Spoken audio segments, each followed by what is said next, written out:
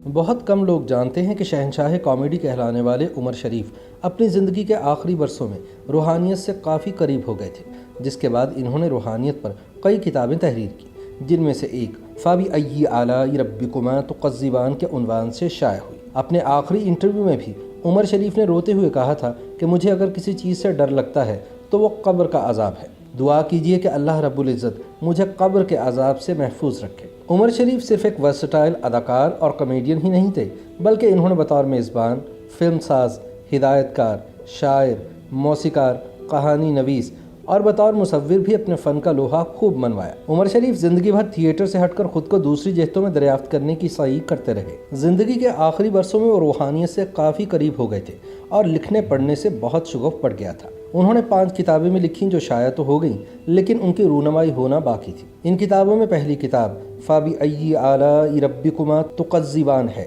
جو روحانیت کے موضوع پر ان کی پہلی تصنیف تھی۔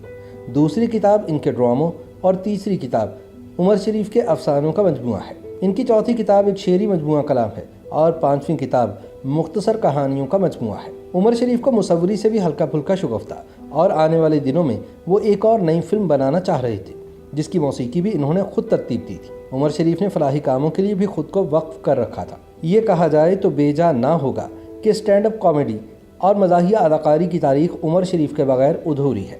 پاکستان میں 80 اور 90 کی دہائی سے شروع ہونے والے اسٹیج ڈراموں کے ذریعے اس طرز کی کامیڈی کا آغاز ہوا، جبکہ اس نوعیت کی کامیڈی کے تانے بانے پاکستانی فلمی صنعت کی مزاحیہ اداکاری سے جا ملتے ہیں۔ دھیرے دھیرے یہ مزاح کا میڈیم ریڈیو، فلم اور ٹیلی ویژن کے لیے لازم و ملزوم ہو گیا، لیکن پاکستان میں اسٹیج ڈراموں کے ذریعے جس انوکھی طرز کی کامیڈی تخلیق کی گئی، اس نے مزاح گوئی کا سارا منظرنامہ ہی بدل کر رکھ دیا۔ اسٹیج کامیڈی باقاعدہ ایک میڈیم بن گیا، اور جب انٹرنیٹ کا دور نہیں تھا تب ان اسٹیج ڈراموں کے آڈیو اور ویڈیو کیسٹس دنیا بھر میں پہنچے اور پاکستانی مزاح گو فنکاروں کی صلاحیتوں کا لوہا مان لیا گیا۔ پاکستان کے ان مزاحیہ فنکاروں کی اکثریت ایسی تھی جن کی تشہیر میں پاکستان ٹیلی ویژن کا کوئی کردار نہیں، اور انہوں نے اپنے بلبوتے پر کامیڈی میڈیم کے ذریعے اسٹیج کرداروں کی مدد سے اپنی دنیا آپ پیدا کی۔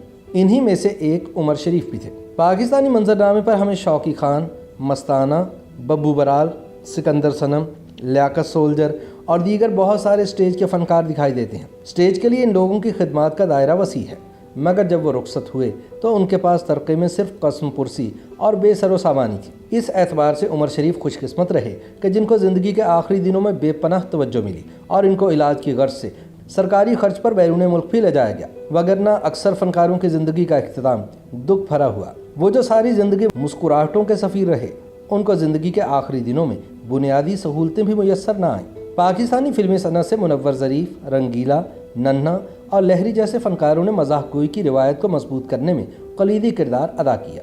اسی طرح ٹیلی ویژن کی اسکرین پر معین اختر، جمشید انصاری، اطہر شاہ خان جیدی اور دردانہ بٹ وغیرہ نے جس طرح کی کامیڈی کے لیے فضا بنائی، اس نے بھی اس روایت کو پاکستان میں مزید مضبوط کیا، مگر یہ نابغہ روزگار لوگ خاموشی سے پس منظر میں چلے گئے۔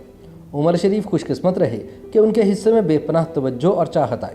وہ ایک ایسے فنکار تھے جن کا اسٹیج کی دنیا سے فلم کے پردے تک مزاح کے میڈیم میں خدمات کا اعتراف کیا گیا، اور وہ بھی اپنے روحانی استاد منور ظریف کی طرح اپنے دور میں دنیا کامیڈی کے شہنشاہ کہلائے۔ عمر شریف بتایا کرتے تھے کہ ان کی بدنصیبی رہی کہ وہ زندگی میں منور ظریف سے ملاقات نہ کر سکے۔ عمر شریف کی منور ظریف سے عقیدت کا یہ عالم تھا کہ ایک بار کراچی سے لاہور آئے تو حضرت داتا گنج بخش رحمۃ اللہ علیہ کے مزار پر حاضری دینے کے بعد سیدھے ٹیگور پارک میں منور ظریف کے گھر گئے اور گھر کی دیواریں چومتے رہے۔ بقرہ قسطوں پہ عمر شریف کا وہ ڈرامہ تھا جس کی وجہ سے وہ عالمگیر شہرت کے حامل ہوئے۔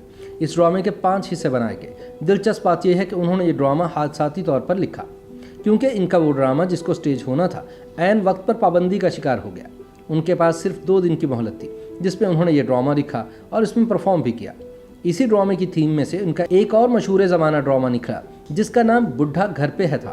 عمر شریف چونکہ فلموں سے ہمیشہ متاثر تھے، اس لیے فلمی صنعت کا رخ بھی کیا اور فلمیں بنانے کے ساتھ ساتھ ان میں کام بھی کیا۔ اس تناظر میں عمر شریف کی مقبول فلم مسٹر 420 ہے۔ پاکستان ٹیلی ویژن سے ان کا واسطہ کم رہا، جس کی ایک وجہ ان کے نزدیک ساتھی فنکاروں کا پیشہ ورانہ حسد تھا، جنہوں نے انہیں کام کرنے کے مواقع نہیں ملنے دیے۔ البتہ آگے چل کر عمر شریف نے مختلف نجی ٹی وی چینلز آ جانے کے بعد کئی ٹاک شوز تو کیے، لیکن ٹیلی ویژن پر اداکاری سے فاصلہ ہی رکھا۔ عمر شریف زندگی کے آخری دنوں میں بہت بیمار رہے और इनकी रहलत के हवाले से झूठी खबरों और अफवाहों का बाजार भी गर्म रहा। उन्हीं दिनों में इनके घरेलू झगड़ों की बाज़गश भी अदालत में सुनाई दी। वजह तनाज़ा जायदाद थी। उमर शरीफ ने 3 शादियाँ की। इनकी बेगमात के नाम दीवा उमर, शकीला कुरैशी और ज़रीन गज़ल हैं। सिर्फ पहली बेगम से इनके 2 बेटे हैं। इन्हीं से एक बेटी भी थी जिनका गुर्दे के ट्रांसप्लांट के दौरान इंतकाल 1 बरस पहले हुआ था। उमर शरीफ को अपनी बेटी के इंतकाल का बेहद सदमा हुआ, जिसके बाद इनकी सेहत गिरना शुरू हो गई। उमर शरीफ के करीबी दोस्त और साथी अदाकार शराफत अली शाह का कहना है कि उमर शरीफ की बीमारी के पीछे असल वजह ज़हनी दबाव थी। उन्होंने पेशावराना काम को भी अपने ऊपर हावी रखा और फिर निजी ज़िंदगी के मसाइल ने भी इनको अपनी गिरफ्त में लिए रखा। यही वजह है कि जब वो कई बरसों के बाद सन 2019 में दोबारा थिएटर की तरफ लौटे और कराची में वाह वाह उमर शरीफ पेश किया गया तो वह तनकीद का शिकार हुआ। इसकी कई वजूहात में से एक वजह उमर शरीफ की नासाज तबीयत थी। इन तमाम मसाइल के बावजूद उमर शरीफ साबित कदम रहे और ख़ुद को दरियाफ्त करने की सही में मगन नजर आए।